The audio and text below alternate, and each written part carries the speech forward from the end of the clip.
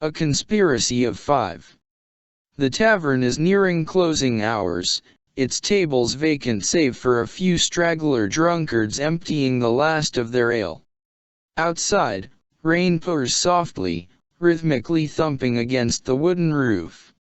Employees turn off the lights one by one, slowly sinking the small archipelago of candle-lit spaces in a sea of darkness. A sepulchral silence reigns in Wotan's Stool, the most popular tavern in New Ravenshire. No goblin bard plays his instrument on stage, no siren starlet sings to enchant our souls. Our only music is the rain outside and the crackling of the chimney's fire, where a fat salamander dozes off in tranquil slumber. I wish I was so lucky. Right now, I could be basking on the sunny lakes of El Dorado or getting wasted on Tir Na Nog. Instead, I'm here waiting for my new job to take off. This ain't my first gig on New Ravenshire. It being the largest interspecies city this side of the Rhine, there's always someone putting a job together, someone in need of my services. Sabotage, assassinations, espionage. You name it, I'll do it, if you can pay my fee. One rule, though, I work alone. I don't do it just to boast, it's kept my ass out of prison and my name from the unseelie court for the better part of a decade.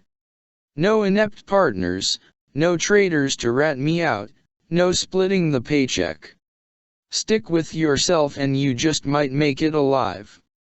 At least, that used to be my rule. Find me a big enough paycheck and I'll be lenient with you. Con dinero baila el perro, my grandmother used to say. She didn't know just how right she was. There are 5 of us. 5 we are, 5 we shall be. Don't ask me why, I'm just here for the money. Ask the Starfish Man, the fanatic who hired us and brought us to New Ravenshire. His forehead is tattooed with a red 5-pointed star, a large eye inscribed at its very center. It looks so grotesque I swear it's about to blink and stare at me. Right now, he's rambling some unintelligible babble about sacred numbers and cosmic starfishes. Half of what he says borders on madness, but I won't complain. He pays me enough to break my own rule, so he's got the right to believe whatever bullshit he wants. I look around at the other members of the operation, at this disparate crew of ours. There's the engineer, a dark-skinned man whose eyes dart constantly, as if afraid of something hiding in the shadows. He's a former ORIA operative. After the Immortal Empire assimilated Earth, ORIA, like IGMI, and the UIU, got turned into a mixed-species task force for anomalous communities on their respective nations. The engineer won't have any of it. Too many years fighting Ginny just to have mankind befriend them. Tough luck. His skill with explosives and electronics is key to the fulfillment of our mission. There's the Paladin, a tall, bulky red-headed woman who smokes non-stop and could send a Yeti back to Shangri-La with a single punch. She's spent the entire evening looking disgustedly at every elf, gnome, and leprechaun that crosses her sight.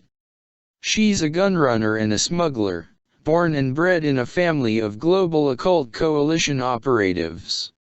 When the GOC reformed into the Department for the Cooperation of Terran Species, half her family was executed for crimes against some god-forsaken kingdom of sapient animals, so she has more investment in this than most of us. She's gladly provided us with more anomalous weapons that we could have ever wished for. There's the Savant, a man who imprudently introduced himself to me as Frank. Supposedly has experience dealing with Kappa out in the Mongolian wilderness, but he schemes over the details.